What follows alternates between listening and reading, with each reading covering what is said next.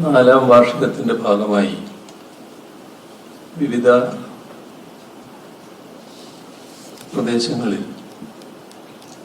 വിവിധ തരത്തിലുള്ള സംഗമങ്ങൾ നടക്കുകയാണ്. എല്ലാ ജില്ലകളിലും രാവിലെ ഒരു പ്രഭാത യോഗം എന്ന നിലക്ക് നടക്കുന്നുണ്ട്. അതില് ജില്ലയിലുള്ള പൊതുകാര്യങ്ങളിൽ താല്പര്യമുള്ള ആളുകളൊക്കെ പങ്കെടുക്കുക. ഇപ്പോ 11 ജില്ല പൂർത്തിയായി കഴിഞ്ഞു. നല്ല പങ്കാളിത്തമാണ് എല്ലാവരുടെയും കണ്ടത്. മാത്രമല്ല, പങ്കെടുത്തവരുടെ ഇടപെടലും വളരെ പ്രത്യേകതയുള്ളതായിരുന്നു. താല്പര്യപൂർവ്വം നമ്മുടെ നാടിൻ്റെ വികസന കാര്യങ്ങളിൽ അഭിപ്രായം രേഖപ്പെടുന്നതാണ് കണ്ടത്. തുടർന്നുള്ള പ്രവർത്തനങ്ങൾക്ക് വലിയ തോതിൽ സഹായകമാകുന്ന ഒട്ടേറെ നിർദ്ദേശങ്ങളും വന്നു. സംസ്ഥാനതല യോഗം ഇപ്പോൾ ശാസ്ത്ര സാങ്കേതിക പ്രൊഫഷണലുകളുടെ യോഗമാണ് ആദ്യമായിട്ട് നടക്കുന്നത്. 2 യോഗം ഇതിനു മുൻപ് നടക്കേണ്ടതായിരുന്നു. നമ്മുടെ രാജ്യത്തിൻ്റെ പ്രത്യേക സാഹചര്യം വന്നപ്പോൾ ആ ഘട്ടത്തിൽ 4ാം വാർഷിക ആഘോഷ പരിപാടികൾ വേണ്ടതില്ല, തൽക്കാലം മാറ്റിവെക്കാമെന്ന് തീരുമാനിച്ചതിൻ്റെ ഭാഗമായി 2 പരിപാടികൾ മാറിപ്പോയിട്ടുണ്ട്. ഏതായാലും പ്രൊഫഷണലുകളുടെ യോഗമാണ് ആദ്യമായി ഈ സംസ്ഥാനതല യോഗങ്ങളിൽ ആദ്യത്തേതായി നടക്കുന്നത്.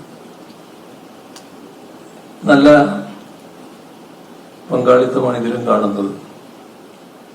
വിവിധ മേഖലകളിൽ നിന്നുള്ള പ്രൊഫഷണലുകളാണ് ഇവിടെ പങ്കെടുത്തിട്ടുള്ളത്. അപ്പോൾ നിങ്ങളുമായി സംവദിക്കാൻ കഴിയുന്നത് സന്തോഷകരമായ കാര്യമാണ്. ഒട്ടേറെ നിർദ്ദേശങ്ങൾ സ്വാഭാവികമായും കേരളത്തിൻ്റെ വികസനവുമായി ബന്ധപ്പെട്ട് നിങ്ങൾക്ക് നൽകാനുമുണ്ടാകും. ശാസ്ത്രവും സാങ്കേതിക വിദ്യയും കേവലമായ പഠന വിഷയങ്ങൾ മാത്രമായല്ല കാണേണ്ടത്. ജീവിതത്തിൻ്റെ സമസ്ത മേഖലയെയും മെച്ചപ്പെടുത്താനുള്ള ഉപാധി കൂടിയായി ശാസ്ത്ര സാങ്കേതിക മേഖലകളെ കാണേണ്ടതുണ്ട്. ഈ മേഖലയുടെ ഗുണഫലങ്ങൾ അനുഭവിക്കാതെ ആരും ഒരു ദിവസം പോലും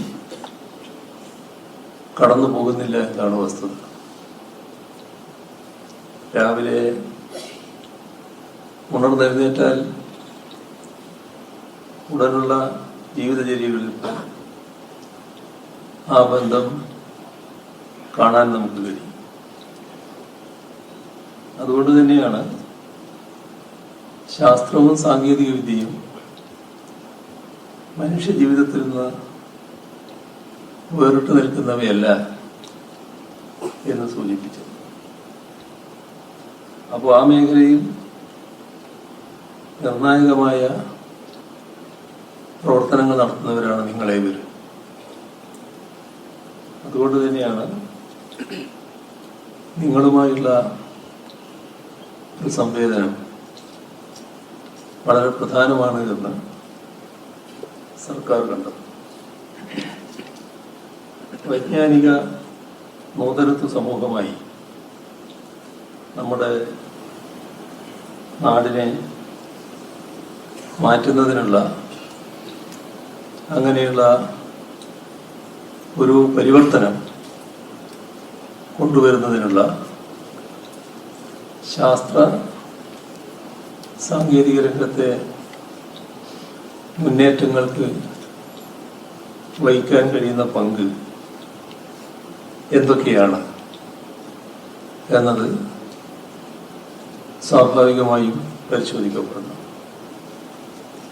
അതേപോലെ തന്നെ ശാസ്ത്ര സാങ്കേതിക വിദ്യ പരിപോഷണമല്ല, അന്ധവിശ്വാസമാണ്, അതിൻ്റെ പ്രചരണമാണ് ഏറ്റെടുക്കേണ്ടതെന്ന രാഷ്ട്രീയ ആശയങ്ങളുണ്ട്. ആ രാഷ്ട്രീയ ആശയങ്ങൾക്ക് മേൽക്കൈ വരുന്ന ഒരു ഘട്ടമല്ലേ ഇത് എന്ന് സംശയിക്കേണ്ടതായിട്ടുണ്ട്. അത്തരമൊരു ഘട്ടത്തിലാണ് നമ്മുടെ ഈ പരിപാടി എന്നത് മറ്റൊരു പ്രാധാന്യമുള്ളതാണ്.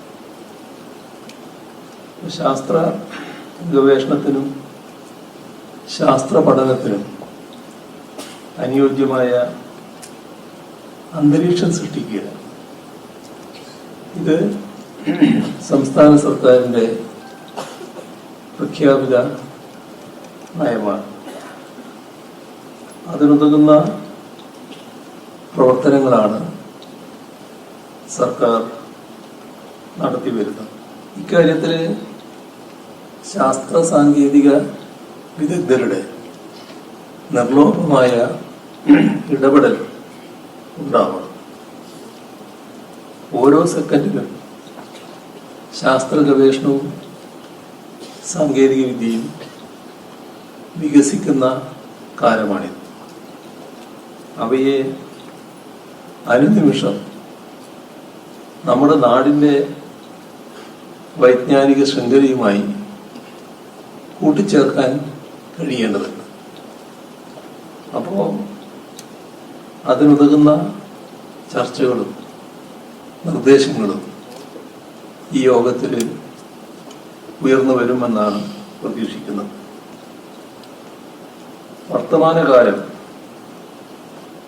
ഈ വർത്തമാനകാലത്ത് നമ്മുടെ രാജ്യത്തുണ്ടാകുന്ന ശാസ്ത്രത്തിൻ്റെ പിന്നോട്ട് പോകുന്നുണ്ട്. അതേസമയം അന്ധവിശ്വാസങ്ങളുടെ മുന്നോട്ട് വരവുമുണ്ട്. ഇത് വലിയ തോതിൽ ആശങ്ക ഉളവാക്കുന്ന ഒരു കാര്യമാണ്.